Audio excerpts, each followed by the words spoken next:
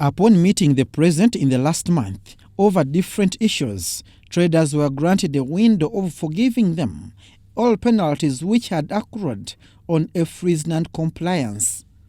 Because Chikubo was the focus of this entire exercise, we were expecting to host 364 taxpayers from Chikubo.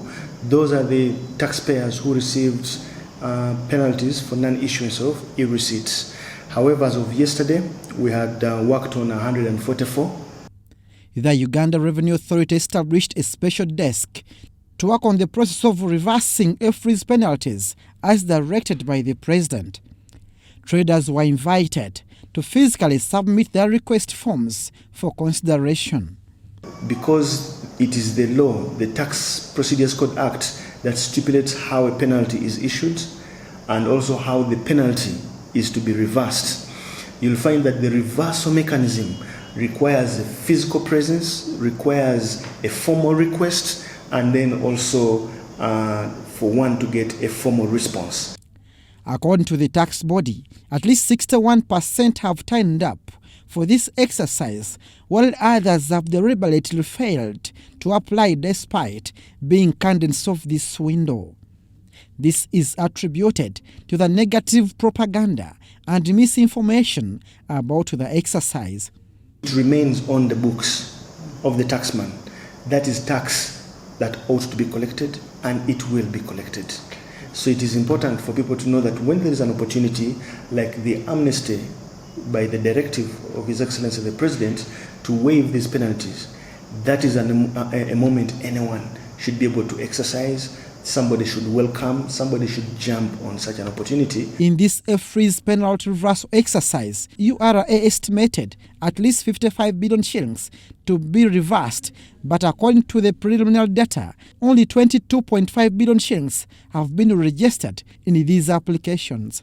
The total waivers amounted to 22.5 billion Uganda shillings. So that means that as of yesterday, a little over 60, that is 61% of taxpayers had turned up, and the amounts that were waived as of yesterday were 41%. The Efris waiver is expected to affect your projection collection by at least 300 billion shillings from VAT. The collections for VAT in a month would range between 600 to 700 billion. Okay? However, if you look at the last month we have just completed, our collections indicate the collections are about 450 billion, thereabout. Meaning that probably we are looking at a lesser collection for last month.